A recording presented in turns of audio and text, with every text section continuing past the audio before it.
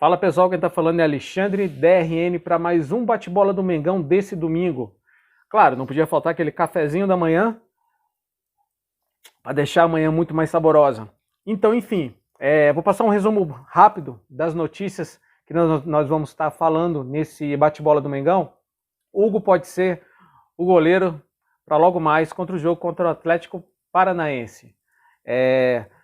Jordi Guerreiro testa positivo para Coronga-19.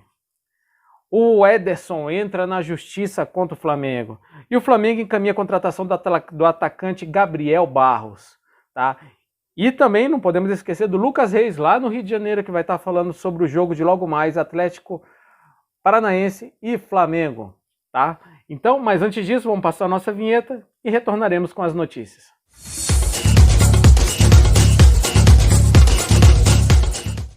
Beleza, retornamos. Mais um gole desse café maravilhoso. E vamos continuar aí com as notícias. Goleiro do Flamengo, Hugo, deve ser titular contra o Atlético Paranaense. Tá?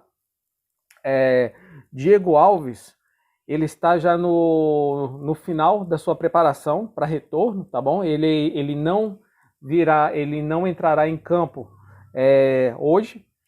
Ele com certeza ele vai estar entrando em campo contra o Sport e contra o Vasco. Foi bem provável que o término da recuperação, da lesão dele, vai ser logo durante essa semana. Então, bem provável que nós teremos em campo novamente o nosso nosso goleiro número 1, para estar defendendo o arco rubro-negro, né, contra o Sport e Vasco, e pegando sequência aí, para, se Deus quiser, ele se manter na posição aí, tá bom?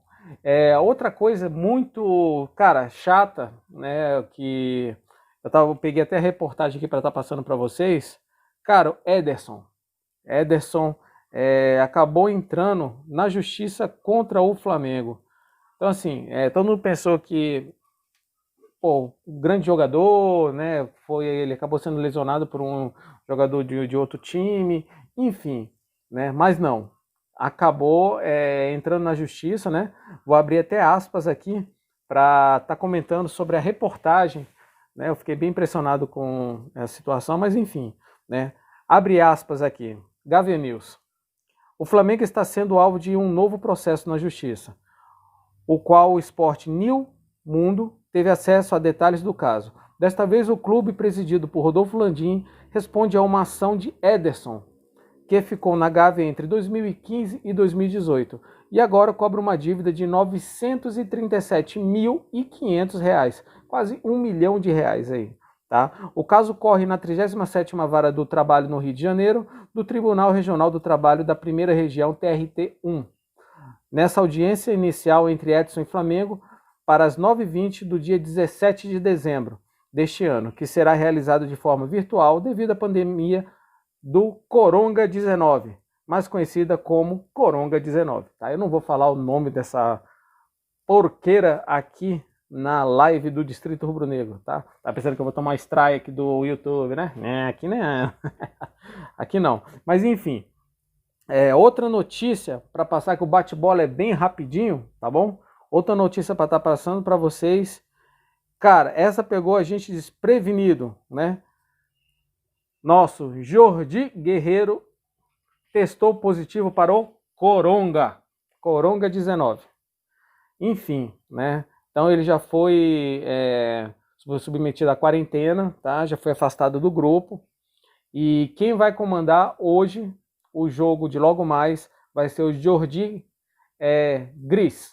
Tá? Ele vai estar na beira do campo. Então agora a gente vai ver um outro perfil de auxiliar, né? Então a gente já viu o Domi, que ele é auxiliar também, né?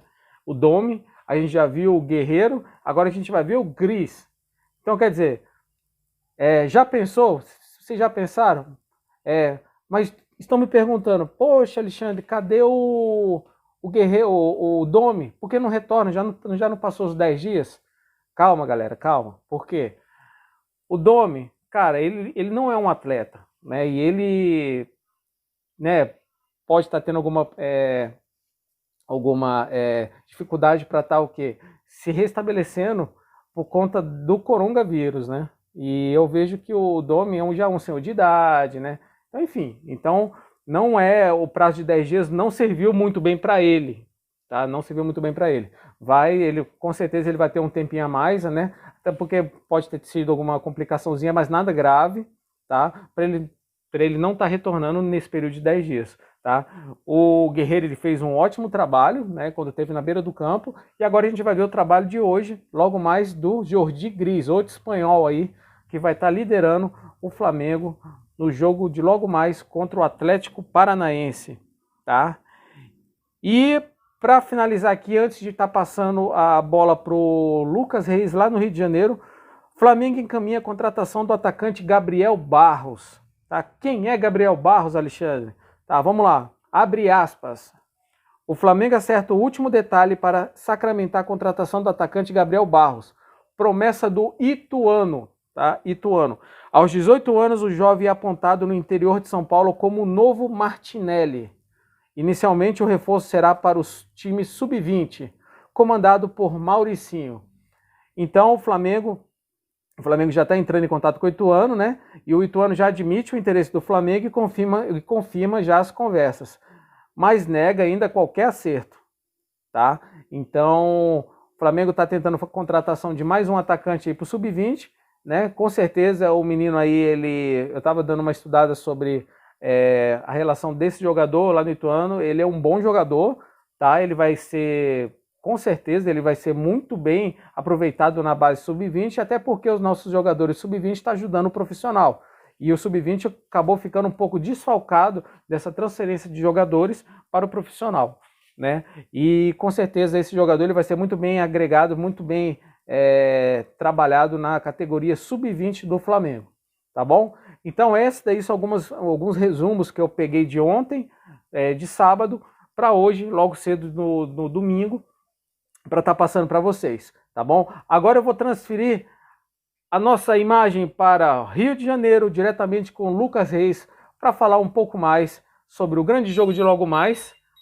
E celular, parou. Para o celular. Mas enfim, vamos lá. O Lucas Reis lá no Rio de Janeiro para estar falando um pouco mais sobre o jogo contra o Atlético Paranaense e algumas declarações do presidente lá que, ó, cara, é aquele negócio. Quem não tem nada para falar, o pessoal quer audiência, aqui não vai ter audiência. Mas o Lucas vai estar explicando um pouquinho sobre esse caso aí do Petralha, tá bom? Fique com o Lucas Reis agora. Bom dia, nação. Aqui quem fala é o Lucas Reis e eu tô chegando agora para falar um pouquinho sobre esse duelo entre Flamengo e Atlético Paranaense. Um duelo que é marcado por grandes jogos, um duelo que em 1983 teve uma grande partida no Maracanã com o Zico destruindo naquele jogo. O duelo também que em 2011 foi marcado por uma brilhante atuação do nosso craque Ronaldinho Gaúcho e Thiago Neves e companhia. Em 2013 também não podemos nos esquecer daquela histórica final com aquele lindo gol do Hernani Brocador que nos deu o título da Copa do Brasil em 2013. O Atlético é freguês? Talvez pode-se dizer isso quando o assunto é decisões. Mas o time do Atlético Paranaense, você pode perceber que é um time bem forte, é um time bem administrado, nos últimos anos tem feito diversas boas administrações, então merece sim o respeito pela instituição que é. Porém, nós, flamenguistas, nós que sabemos aqui da rotina do Flamengo, que cobrimos o Flamengo, nós também sabemos do potencial do nosso elenco, do nosso clube e da brilhante gestão que a atual está fazendo, que a anterior fez, então o Flamengo também merece o devido respeito. Vou ler aqui o que o Petralha falou, abre aspas para ele. Ele deu uma atacada no Flamengo como sempre, né?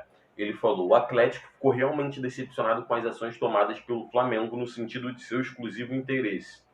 Tanto sobre o adiamento da partida, o adiamento da partida ele fala sobre o Flamengo e Palmeiras, a partida que ocorreu na Arena Peppa, que o Flamengo entrou com o time sub-20 e empatou podendo ter ganho o jogo.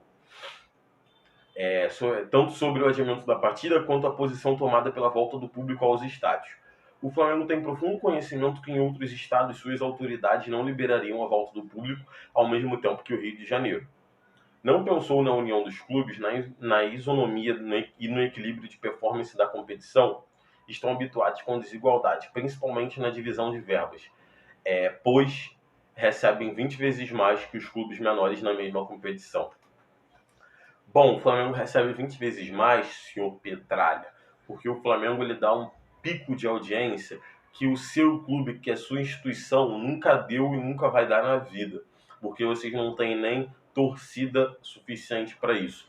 Talvez o grande pico de audiência que vocês tenham dado tenha sido em 2013, a final da Copa do Brasil, pois o Flamengo estava jogando, e também a Supercopa do Brasil esse ano, que também o Flamengo estava jogando. Bom, para falar um pouquinho dessa partida, o Atlético Paranaense vem sem 4 jogadores provavelmente descansados, assim, vão ser poupados, mais o Thiago Heleno que está suspenso. O Flamengo, por sua vez, vem com 10 jogadores retornando por lesão, por problemas relacionados a essa pandemia.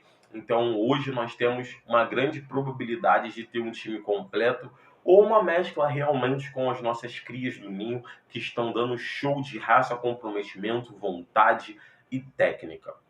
O Flamengo provavelmente deve entrar em campo com Hugo, Isla, Noga, Natan, Felipe Luiz, Arão, Gerson, Arrasca, Everton Ribeiro, Bruno Henrique e Pedro. O Flamengo deve vir a campo com esse time, fazendo um 4-2-3-1, uma formação que, por sinal, me agrada bastante, podendo variar no jogo com 4-4-2.